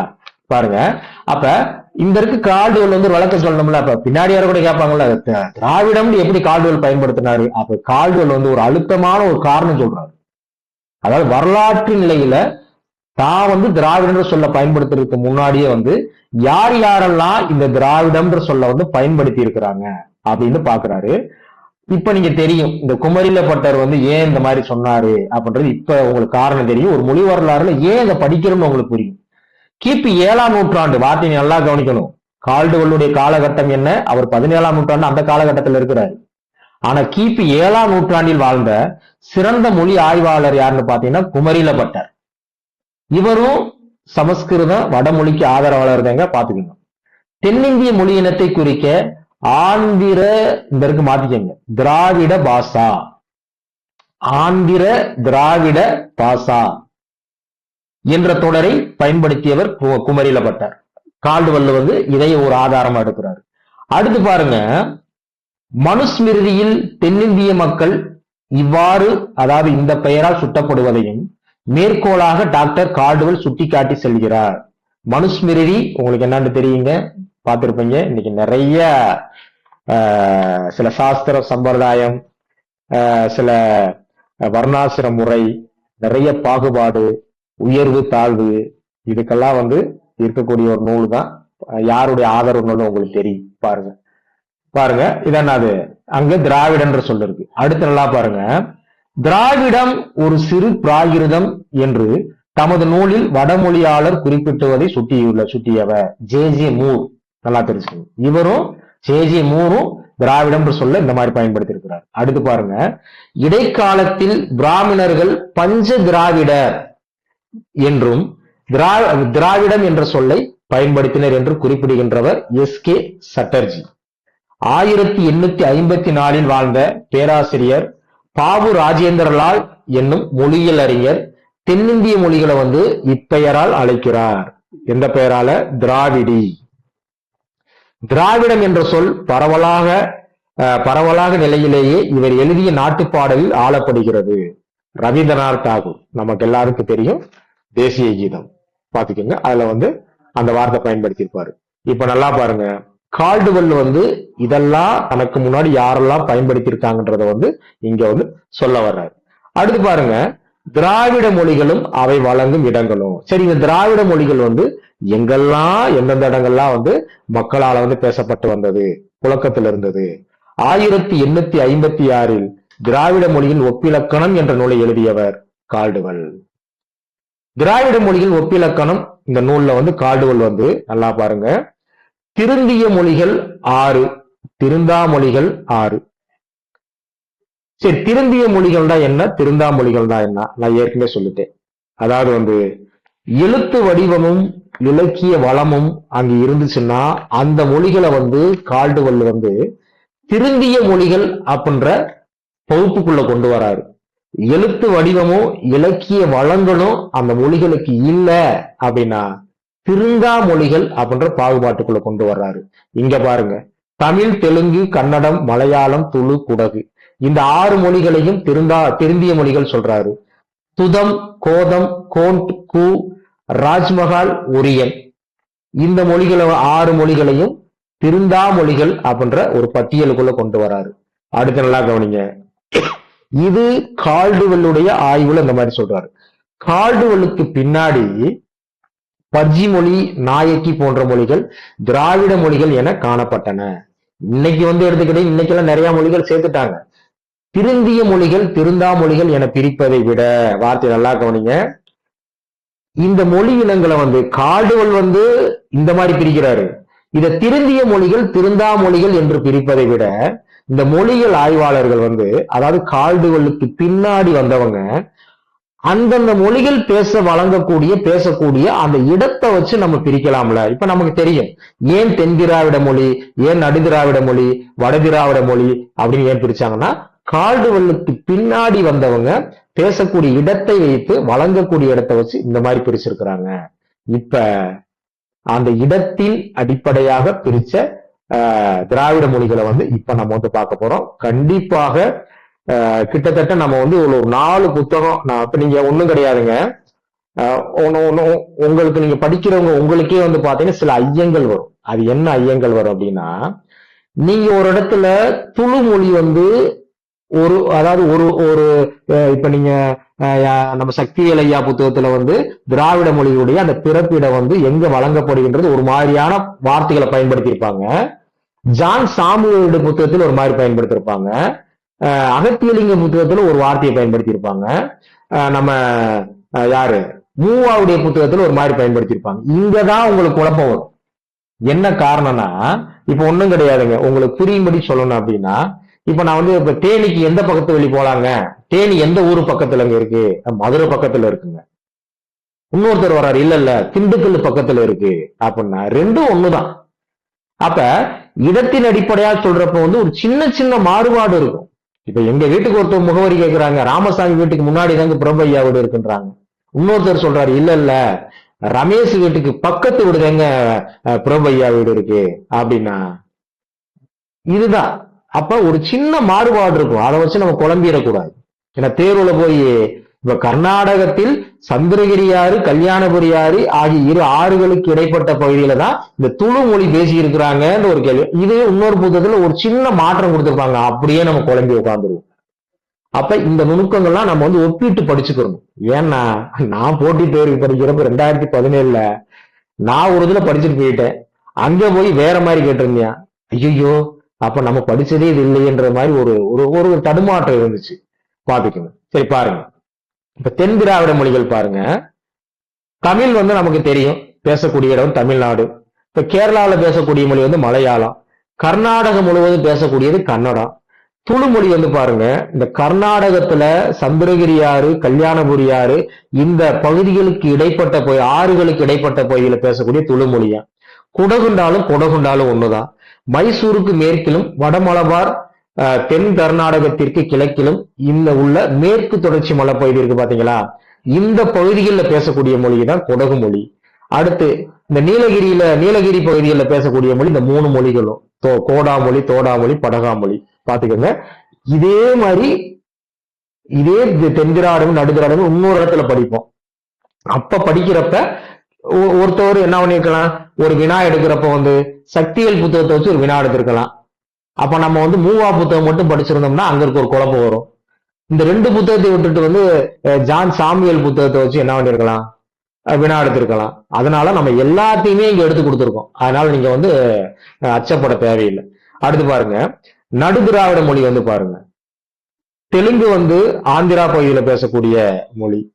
கோண்டி வந்து பாத்தீங்கன்னா கோண்டுவனம், அதாவது வந்து நடு இந்திய காடுகள், இங்க பேசக்கூடியது கோண்டி மொழி. ஆந்திராவுடைய மேற்கு எல்லை பகுதியில் பேசக்கூடிய மொழி தான் திராவிட மொழி தான் கோண்டா மொழி. அடுத்து இந்த பாருங்க, குவிண்டாலும் கோந்துண்டாலும் கூர்க்குண்டாலும் ஒண்ணுதான். இப்ப தேர்வுல வந்து குவிண்டு கொடுக்காம கூர்க்குண்டு கொடுத்திருப்பாங்க. அப்ப குவி கோந்து கூர்க்கு 3மே ஒரே மொழிதான், ஒரே பேரு தான். அப்பாண்டாலும் ஐயாண்டாலும் தந்தைண்டாலும் எல்லாம் ஒண்ணுதான். கோண்டுவன பகுதி ஒரிசாவினுடைய குன்று பகுதியில பேசக்கூடியதான் குவி. ஒரிசாவினுடைய கோராபுத் மாவட்ட பகுதியில பேசக்கூடியதான் குயி மொழி. மத்திய பிரதேச பகுதியில பேசக்கூடியதான் கோலமி. மத்திய பிரதேசம் மற்றும் மகாராஷ்டிரம் இந்த பகுதிகளில் மக்களால் பேசக்கூடிய மொழிதான் நாயக்கி.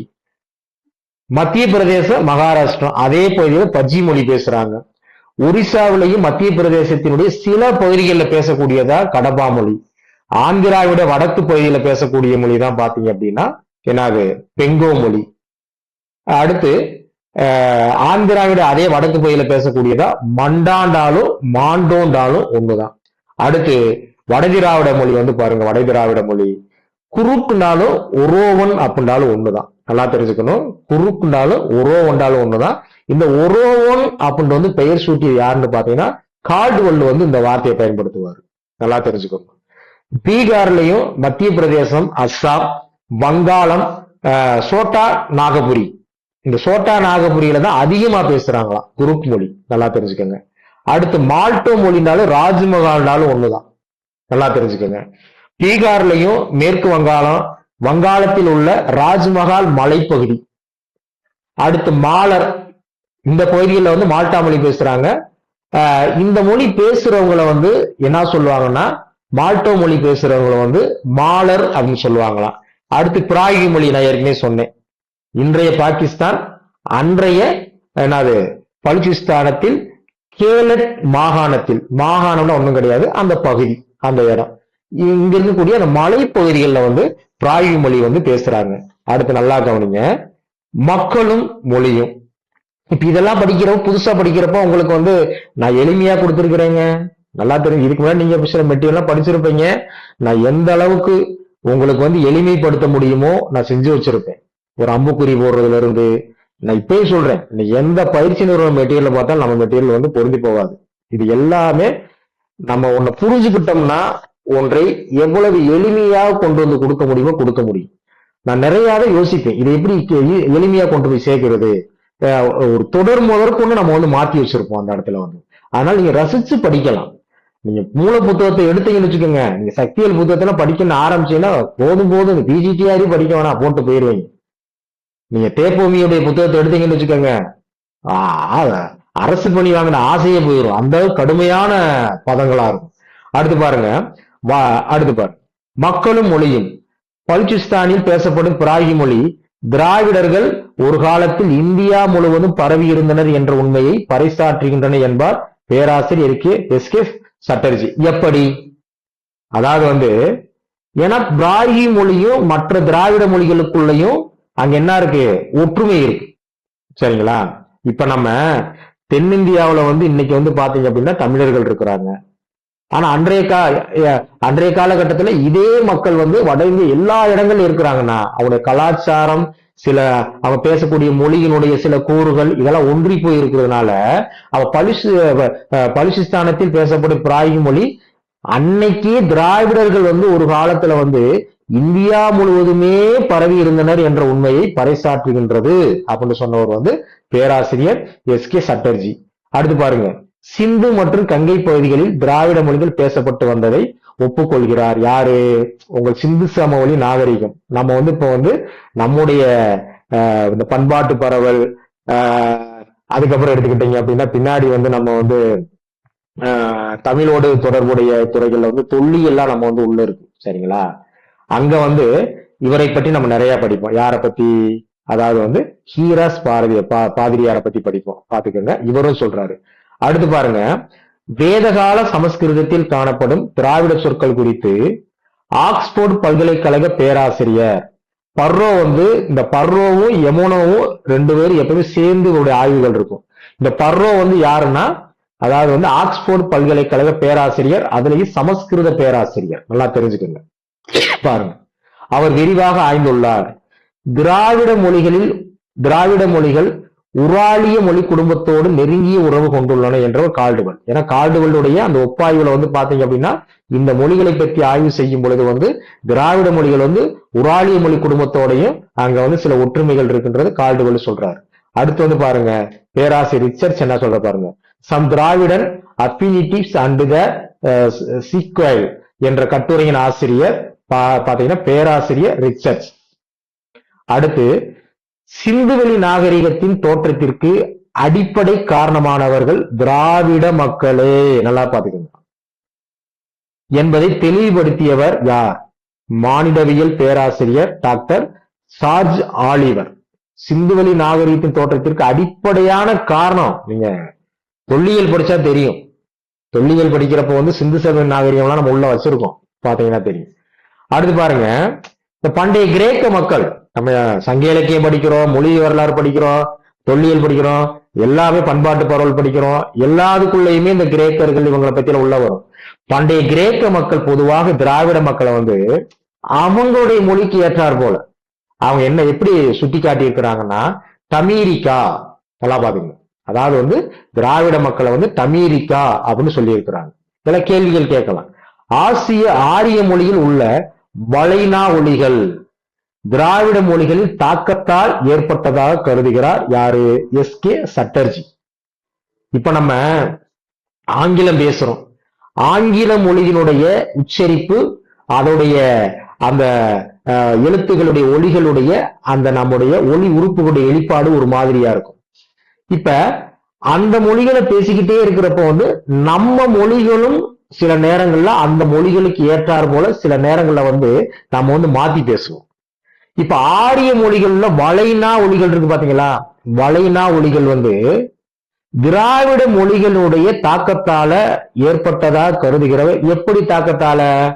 திராவிட மொழிகள்ல எப்படி நம்ம வந்து அந்த நாவை வளைத்து சில ஒலிகளை பயன்படுத்துறோமோ அதே போல ஆரிய மொழிகள்ல வந்து இந்த மாதிரி இருக்கு.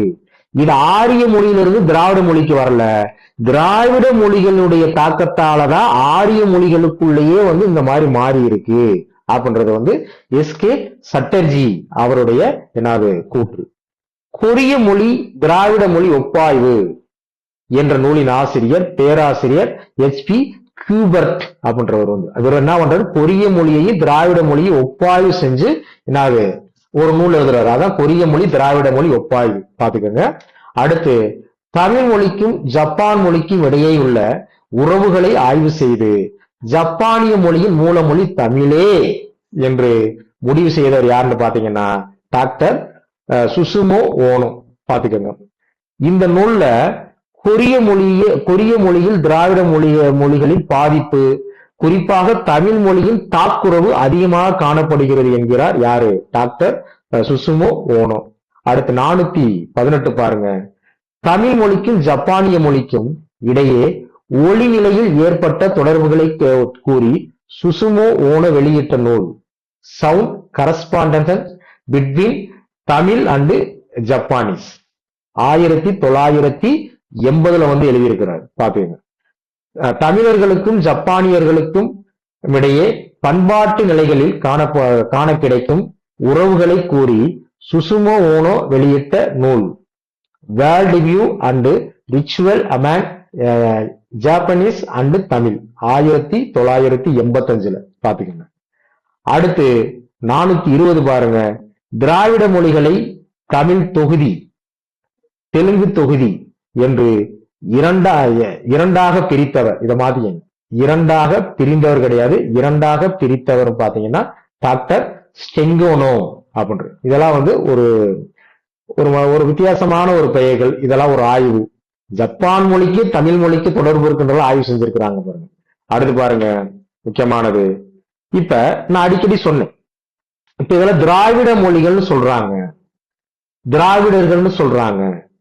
இப்ப கேரளாவுல மலையாளம் பேசுறாங்க, அப்படியே கர்நாடகத்துல பார்த்து கன்னடம் பேசுறாங்க, ஆந்திராவுல தெலுங்கு பேசுறாங்க, நம்ம தமிழ்நாட்டுல தமிழ் பேசுறாங்க. இப்ப இவங்களுடைய சிறப்புகள்லாம் என்ன அப்படின்னா, நான் ஏற்கனவே சொன்னேன், இவங்கெல்லாம் நம்முடைய ரத்த உறவுகள், நல்லா தெரிஞ்சுக்கணும். இப்ப இந்தியாவில இருந்து நம்ம உறவினர் அமெரிக்கா போயிட்டாரு, ரொம்ப காலம் ஆயிருச்சு. என்ன ஆயிருச்சு, இங்க அவருக்கு தொடர்பே இல்லை, அவருடைய மொழி மாறி போச்சு, பழக்க வழக்கம் மாறி போச்சு. அதுக்காண்டி அவங்க உறவுகள் இழந்து மாறிடுமா? சொல்லுங்க பார்ப்போம். இப்ப திராவிட மொழிகளுடைய சிறப்பியல்புகள் வந்து பாருங்க. சிறப்புகள் வந்து பாருங்க. திராவிட மொழிகள் ஒட்டுநிலை மொழிகளாக அமைகின்றன. இதற்கு மீண்டும் மீண்டும் ஒரு கருத்து சொல்றேன். நம்ம திராவிட மொழிகள், அதுல நீங்க தமிழ் எடுத்துக்கிட்டீங்கன்னா பின்னொட்டு நிலை மொழி. நல்லா தெரிஞ்சுக்கணும், பின்னொட்டு நிலை மொழி. இப்ப கொடு என்பதோட பின்னாடிதான் சில ஒட்டுக்களை சேர்க்கிறோம். அது இடைநிலையா இருக்கட்டும், விகுதியா இருக்கட்டும், மற்றதை சேர்க்கிறோம். வழக்கில் அதிகம் பயின்று வரும் சொற்கள் மொழிக்கு மொழி மாறுபட்ட போதிலும், மாறாண்டா மாறாது, மாறுபட்ட போதிலும் திராவிட மொழிகளில் அவை பொதுவாக மாறாமல் ஒன்று போலவே அமைகின்றன. நல்லா கவனிங்க. இப்ப நம்ம திராவிட மொழிகள்ல நல்லா தெரிஞ்சுக்கோங்க, தமிழா இருக்கட்டும், தெலுங்கா இருக்கட்டும், கன்னடமா இருக்கட்டும், மலையாளமா இருக்கட்டும், குறுக்கா இருக்கட்டும், பர்ஜியா இருக்கட்டும், எந்த மொழியா இருக்கட்டும், இந்த எல்லா மொழிகள்லையும் நம்ம வந்து சில சொற்களை நம்ம வந்து அதிகமாக பயன்படுத்துவோம். எப்படி பயன்படுத்துறோம்? எல்லா மொழிகள்லையும் இந்த கண்ணா இருக்கட்டும், இல்ல உறுப்புகளா இருக்கட்டும், உணவுப் பொருள்களா இருக்கட்டும், சரிங்களா, என்னுடைய பெயர்களா இருக்கட்டும், இதெல்லாம் அடிக்கடி நம்ம வந்து பயன்படுத்தக்கூடிய ஒரு மொழிக்கு அவசியமானது. இங்க அதான் சொல்ல வர்றாங்க, வழக்கில் அதிகமாக பயின்று வரும் சொற்கள் மொழிக்கு மொழி மாறாது. ஏன்னா ஒரு குடும்பமா இருந்துச்சுன்னா அதுல பெரும்பாலும் மாறாது. சரி, அப்படி மாறுபட்ட போதிலும் திராவிட மொழிகளில் அவை பொதுவாக, நல்லா தெரிஞ்சுக்கணும், சின்ன மாற்றம் இருக்கும். ஆனா அதுக்குள்ள வந்து ஒரு பெரிய ஒரு வேறுபாடு பார்க்க முடியாது. அது எப்படின்னு பாருங்க. சான்று வந்து பாருங்க. தமிழ் மொழியில வந்து கண்ணு, நம் மூல திராவிட மொழி அது வேறு, சரிங்களா. இப்ப மலையாளத்துல பாருங்க, கண்ணு, கொன், தோடா மொழியில வந்து கொன்னு, கோடா மொழியில தெலுங்கு மொழியில கண்ணு. இந்த கண்ணு வேறு, இந்த உச்சரிப்பு வேறு, நல்லா தெரிஞ்சுக்கணும். பர்ஜி மொழியில கென், குரூக்ல வந்து பாத்தீங்கன்னா கண். இப்ப மலையாளம், தோடா, கோடா, பர்ஜி, குரூக், இந்த எல்லா சொற்களுக்கும் இந்த எல்லா சொல்லும் எந்த மொழியிலிருந்து தோணும்? நம்ம தமிழ் மொழியிலிருந்து தான். தமிழ் மொழி இருக்கக்கூடிய கண்ணு தான் கண்ணு, கொன், கண்ணு, கென், கண் இப்பெல்லாம் மாறி இருக்கு. இத மொழியியல் அறிஞர்கள் வந்து இப்ப நீங்க ஒரு கேள்வி கேட்கலாம், ஐயா கண்ணுல இருந்து கண் வந்துடக் கூடாதா? அப்படி கிடையாதுங்க. இந்த கண்ணு தான் அடிச்சொல், இதுல இருந்து உருவானதுதான் மற்ற சொற்கள்.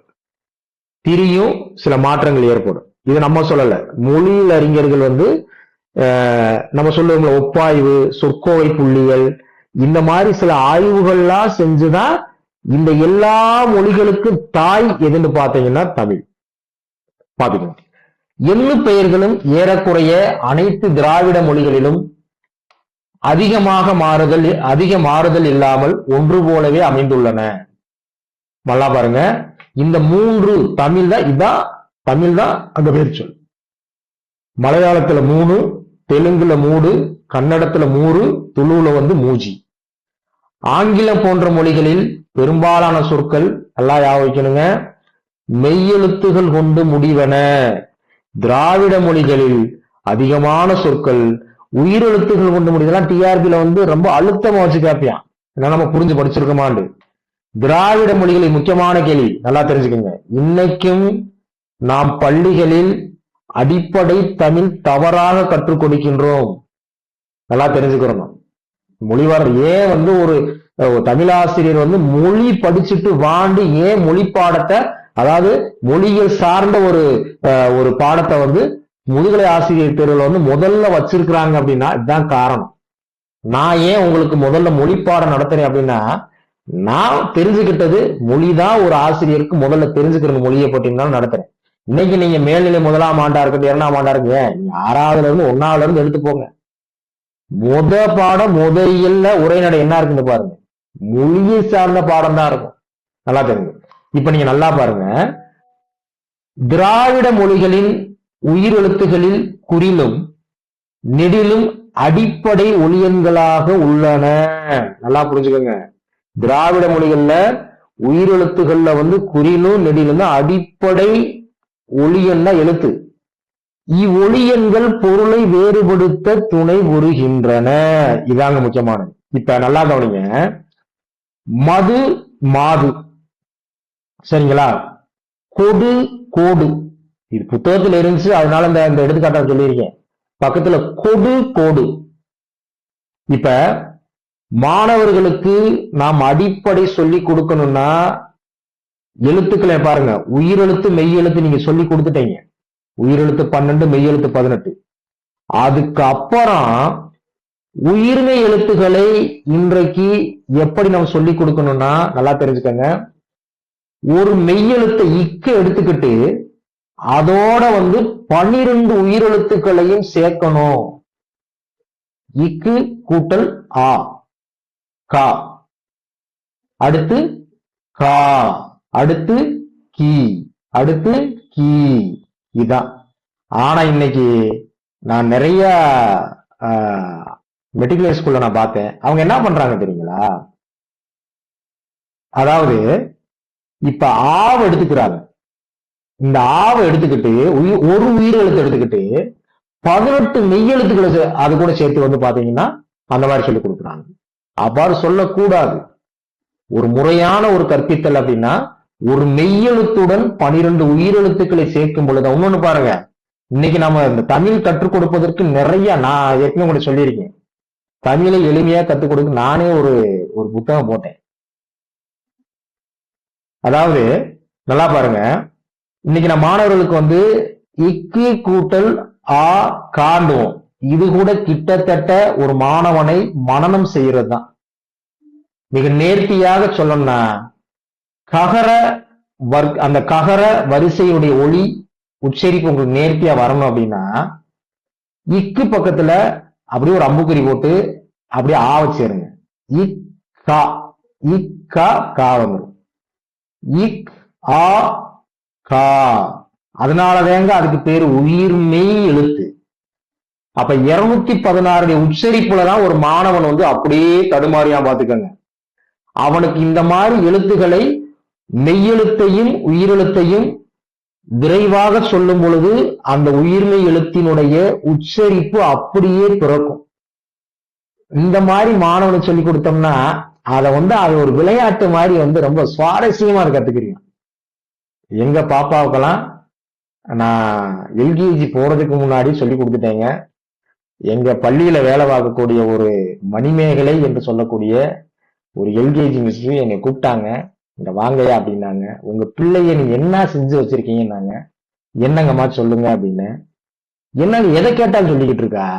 216 எழுத்த வந்து 247 எழுத்த வந்து நான் வந்து சுத்தி சுத்தி வளைச்சு வளைச்சு அட்டவணையில வந்து மாத்தி மாத்தி கேட்கிறேன். அவ வாய்ப்பாடுமா டக்கு டக்கு டக்குன்னு சொல்லிக்கிட்டு இருக்கா அப்படின்னா, கற்றுக் கொடுக்கக்கூடிய முறை ஒரு பயிற்சி தான். சரிங்களா? நான் வந்து தனியார் பள்ளியில வேலை பார்க்குறப்ப நான் ஒரு புத்தகம் மாதிரி வச்சிருப்பேன். அதை நுணுக்கமா வந்து நீ ஒண்ணுமே தெரியலையா, வாடா தம்பி 2 ஒரு நோட்டை வாங்கடா, நான் உன்னைய வந்து சொல்லுவாங்கல்ல 1 மாதத்தில் தமிழ் கற்றுக்கொள்ளலான்ற மாதிரி வந்து இந்த மாதிரி வாசிக்க தெரியாத மாணவர்களை கற்றுக் கொடுக்க வச்சு அவங்க நல்ல தேர்ச்சி அடைய செய்த ஒரு அனுபவத்தை உங்கள்கிட்ட பகிர்ந்துக்கிறேன். தமிழாசிரியர்களுக்கு இந்த கடமையெல்லாம் இருக்கு. நம்மகிட்ட படிக்கிற மாணவன் வாசிக்க தெரியல அப்படின்னா அதை போல ஒரு இழுக்கு ஒண்ணுமே கிடையாதுங்க. இதற்கு என்ன காரணம்னா இன்னைக்கு மொழியை கற்றுக் கொடுக்கக்கூடிய முறையும் மாறி போயிடுச்சு. சரியான வழிமுறைகளை கற்றுக் கொடுக்காம மொழி குழப்பத்துக்குள்ள ஒரு மாணவன் தடுமாறினான். எங்க ஒரு 12 வருடமா ஒரு மாணவனை வாசிக்க வைக்க முடியல, வாசிக்க முடியும்னா அப்ப நம்முடைய அந்த வழிமுறைகள் தப்புன்றத நம்ம புரிஞ்சுக்கிறோம். சரி பாருங்க, இப்ப நல்லா கவனிங்களேன். அப்ப திராவிட மொழிகளில் உயிரொலிகள் இவற்றை வேறுபடுத்த துணை செய்கின்றன. இப்ப இது அப்படி பிரிங்க. இப்ப மா இம்மு கூட்டல் ஆ, இம்மு கூட்டல் ஆ. அப்ப இந்த இடத்துல மெய்யெழுத்தை வந்து மாத்தி பொருள் கொள்ள மாட்டோம். நம்ம திராவிட மொழிகள்ல வந்து மெய்யெழுத்தோட உயிரெழுத்தை சேர்க்கும் பொழுதுதான் ஒரு சொல்லினுடைய பொருள் மாற்றத்தை நாம் அங்கு உருவாக்குகின்றோம். நல்லா தெரிஞ்சுக்கிறோம் நீங்க. சரிங்க, ஒரே ஒரு நிமிஷம் அப்படியே வந்து இணைப்பிலே இருங்க.